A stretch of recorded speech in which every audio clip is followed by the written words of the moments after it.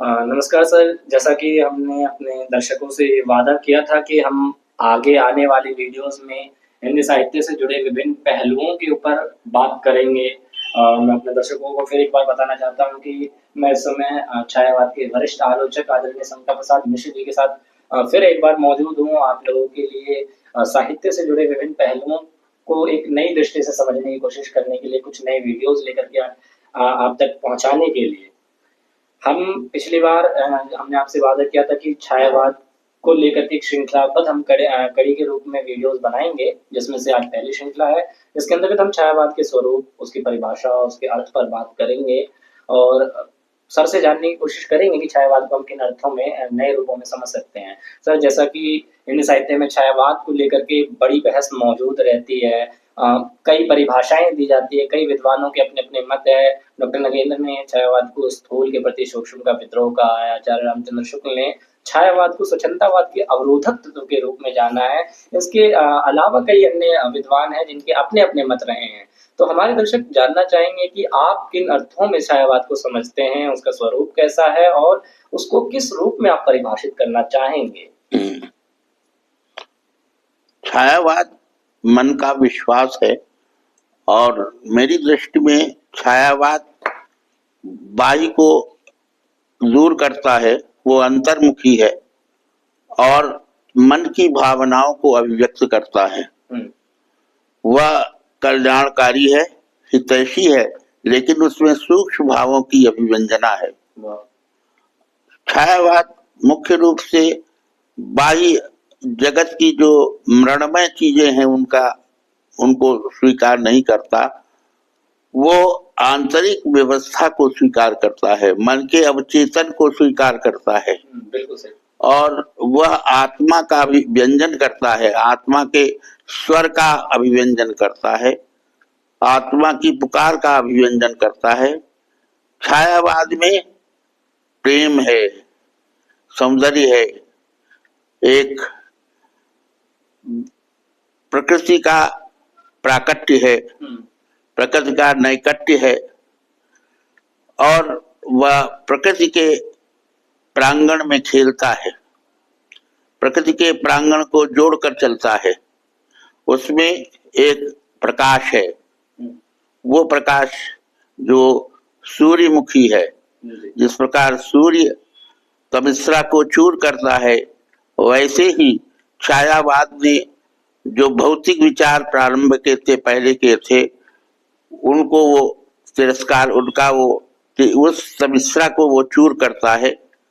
उनका जो अंधकार है भावों का, पुराने भावों को वो स्वीकार कभी नहीं करता।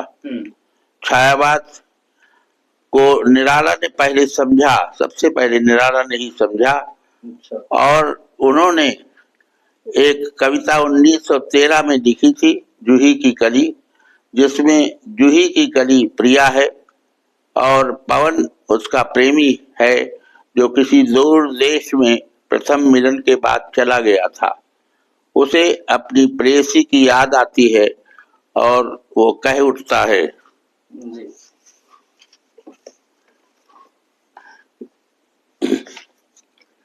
विजय बरबल्लरी पर सोती सी सुहाग भरी स्नेह स्वप्नमग्न, कमल अमल कोमल तन तरुणी जूही की कली, दृगबंद किए शिथिल पत्रांक में वासंती निशा थी, विलय विदुर प्रिया संग छोड़, किसी दूर देश में था पवन, जिसे कहते हैं मलयाली। क्या बात है।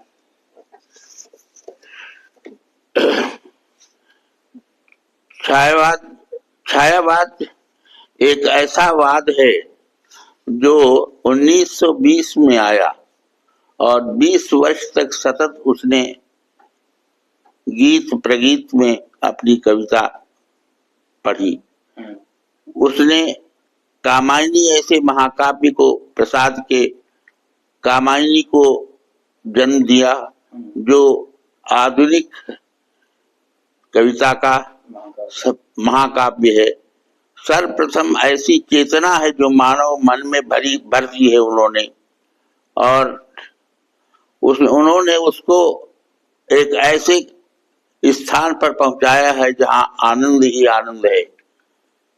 छायावादी कविता में वो स्वर्णिम आभा है जिसमें मनुष्य चमका है, मनुष्य को एक नया अस्तित्व मिला है, एक नया भाव मिला है।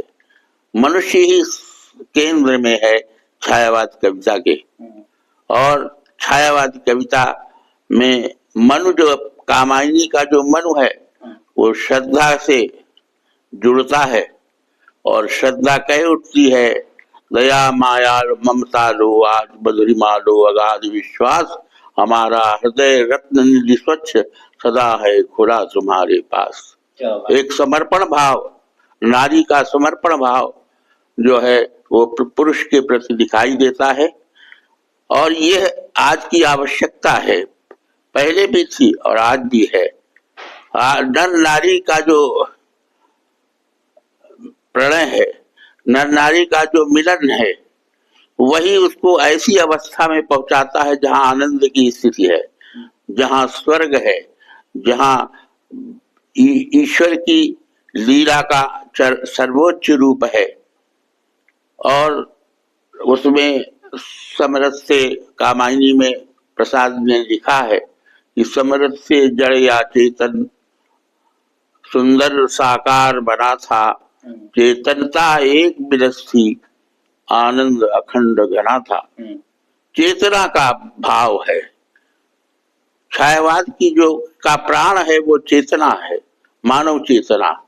जो मानव चेतना अपने ऊर्ध्वगामिनी है वो चेतना, और एक सुंदर साकार आनंद का भंडार है। बहुत ही दिलचस्प बात सर आपने हमारे पाठकों को, अपने हमारे दर्शकों को बताई। छायावाद के संदर्भ में जो बातें कही जा रही है उनमें से कुछ ऐसी बातें आपने बताई जो संभवतः हमारे कुछ पाठकों को नहीं मालूम होगी पहले, और जितने अच्छे तरीके से आपने बताया वो वाकई हम सबके लिए बहुत फायदेमंद होगा। जैसे एक सवाल और है मेरा आपसे कि छायावाद को लेकर के साहित्य में कई मत प्रचलित हैं। कई विद्वानों ने अपने अपने मत अलग अलग ढंगों से रखे हैं। मसलन मुझे याद आता है जब मैं पढ़ रहा था डॉक्टर नगेंद्र को, तो उन्होंने छायावाद को स्थूल के प्रति सूक्ष्म का विद्रोह कहा है। कई विद्वान द्विवेदी युगीन इतिवृत्तात्मकता से उबने के बाद छायावाद का प्रादुर्भाव मानना है। आचार्य रामचंद्र शुक्ल की अपनी दृष्टि है, नंद लाले वाजपेयी जी की अपनी दृष्टि है। हम आपसे जानना चाहेंगे कि छायावाद को आप किन रूपों में परिभाषित करते हैं और छायावाद की परिभाषा क्या हो सकती है आपके अनुसार? छायावाद मेरी दृष्टि में मन के भावों का अनंत आकाश है। वो नई अभिव्यंजना है जीवन की शैली की। उसने वो गंगा का प्रवाह है जिसमें अनेक रत्न समाये हुए हैं। वो हिमालय है, हिमालय में जो तत्व हैं, जो रूप है हिमालय का, वो पृथ्वी का मानदंड है। मैं मानता हूं कि द्विवेदी युग के बाद जब छायावाद 1920 के आसपास आया तो उसने एक नई दिशा दी, एक नई कल्पना दी, नई तरुणाई आई कविता में। कविता घिसी पिटी थी, कविता में एक नया रूप आया, एक नई सुंदरी के समान छायावादी कविता सजी, और उसने एक ऐसा भव्य रूप प्रस्तुत किया जिसमें कि लोगों का आकर्षण हुआ। कहा मैं मानता हूं कि आधुनिक कविता में वो स्वर्णिम काल था और उसने ऐसी स्वर्णमयी आभा के साथ पथ प्रशस्त किया कविता का, गीतों में प्रगीतों में, जिसमें पूरी कविता में प्रेम भाव, सौंदर्य का भाव, नए सौंदर्य की सर्जना, नए प्रेम की सर्जना, ये सब भाव उसके अंतर्गत समाये। और वो ऐसी सरिता प्रवाहित हुई जिसके दोनों किनारे समान रूप से बहे। एक तरफ प्रेम का रूप था तो एक तरफ सौंदर्य थे, एक तरफ प्रकृति थी तो एक तरफ धर्म दर्शन था। ऐसी अनेक चीजें उसमें प्रवाहित हुई जिससे वो गंगा की धारा, वो सरिता गंगा की धारा बन गई। बिल्कुल। हमारी दृष्टि से छायावाद एक ऐसा रूप है, ऐसा स्वरूप है जो सदैव आदरणीय रहेगा, सदैव पढ़ने योग्य रहेगा, सुपाठ्य रहेगा और उसके सुधी पाठक उस कविता को नए भाव से, नई दृष्टि से देखेंगे।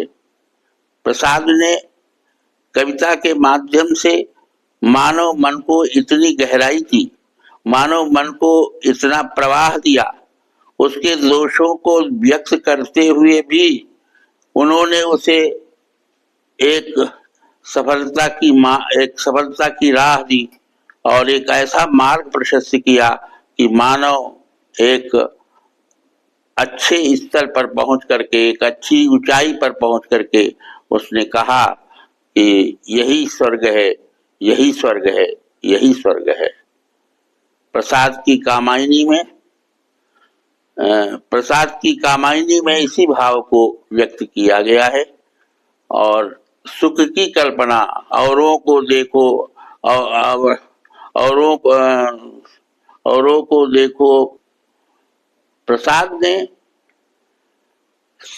सबको सुखी बनाने की अवधारणा की है, उसमें अवधारणा व्यक्त है। हाँ, औरों को हंसते देखो मनु, हंसो और सुख पाओ, अपने सुख को विस्तृत कर लो, सबको सुखी बनाओ। उसके बाद मैं प्रसाद की वो कविता पढ़ रहा हूँ कि जिसमें उन्होंने सर्वत्र दुख से सुख की ओर, एक सुख की ओर जाने का भाव व्यक्त किया है। अपने दुख को भी उन्होंने पूरे विश्व में फैलाया है, उनका दुख पूरे विश्व का दुख है। और कविता ये है, इस करुणा कलित हृदय में क्यों विकल रागिनी बजती, क्यों हाहाकार स्वरों में वेदना असीम गरजती, अभिलाषाओं की करवट फिर सुप्त व्यथा का जगना, सुख का सपना हो जाना, भीगी पलकों का लगना। झंझा झकोर गर्जन था, बिजली सी नीरद माला, पाकर इस शून्य हृदय को सबने आ घेरा डाला। शशिमुख पर घूंघट डाले, आंचल में दीप छिपाए, जीवन की गोधूली में कौतूहल से तुम आए। क्या बात।